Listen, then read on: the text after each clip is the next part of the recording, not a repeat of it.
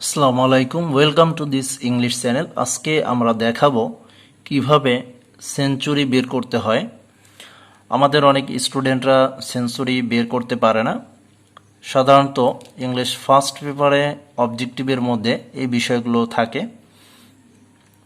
আমরা জানি যখন 17th সেঞ্চুরি বলতে 1601 থেকে 1700 সাল বোঝানো হয়, এবং 18 শতাব্দী যখন হয় তখন 1701 থেকে 1800, আর ঊনবিংশ যখন হয় তখন 1801 থেকে 1900, বিংশ শতাব্দী যখন হয় তখন 1901 থেকে 2000, এবং 21 শতাব্দী যখন হয় তখন 2001 থেকে 2100 সাল বোঝানো হবে।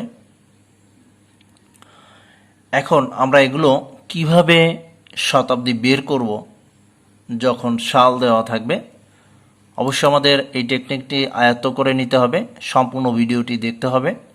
হ্যাঁ, সালের বাম দিকের প্রথম দুই সংখ্যার সাথে এক যোগ করে শতাব্দী বের করতে হবে। উদাহরণস্বরূপ আমরা দেখি 1985। এখানে বাম দিকের দুই সংখ্যা হলো 19, 19-এর সাথে এক যোগ করছি আমরা, যোগ করার পরে হলো 20, তাহলে 1985 সালটি বিংশ শতাব্দীর মধ্যে। যেহেতু এখানে 20 হয়েছে, তাহলে 1901 সালটি 1901 থেকে 2000 এই সালের মধ্যে যা হবে, অর্থাৎ 1985 সালটি হবে বিংশ শতাব্দী। এরপরে যখন বিসি অর্থাৎ বিফোর ক্রিস্ট, বিসি এর বাম দিকের প্রথম সংখ্যার সাথে এক যোগ করে শতাব্দী বের করতে হবে। যদি থাকে এরকম 475 বিসি, তাহলে শেষ অর্থাৎ প্রথম বাম দিকের সংখ্যা 4, 4-এর সাথে এক যোগ করে 5, তাহলে এখানে 5th সেঞ্চুরি। তাহলে বিসি যখন থাকবে প্রথম বাম দিকের একটি সংখ্যা সাথে এক যোগ করে শতাব্দী বের করতে হবে। যখন সাল দেয়া থাকবে তখন সালের বাম দিকের দুই সংখ্যার সাথে এক যোগ করে শতাব্দী বের করতে হবে। এছাড়া আমরা আরও কিছু বিষয় জেনে নেব। অন ডিকেড অর্থাৎ এক দশক বলতে 10 ইয়ার্স, এবং অন সেঞ্চুরি বলতে 100 ইয়ার্স অথবা 10 ডিকেডস, 100 বছর অথবা 10 দশক।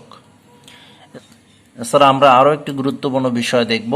1 ইয়ার্ড অর্থাৎ এক গজ equal 3 feet, 2 yards equal 6 fit.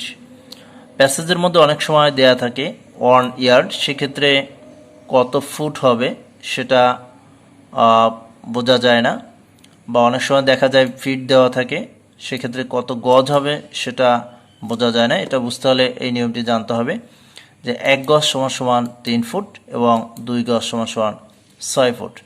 এভাবে যখন ফিট দেওয়া থাকবে 3 ফিট, তাহলে হবে 1 গজ, 6 ফিট যখন থাকবে তখন হবে 2 গজ। এই নিয়মটি আমাদের জানতে হবে, না হয় এমসিকিউ করা আদৌ সম্ভব হবে না। যদি ভিডিওটি ভালো লাগে অবশ্যই চ্যানেলটি সাবস্ক্রাইব করে সাথে থাকতে হবে পরবর্তী ভিডিওগুলো পাওয়ার জন্য। Thank you all.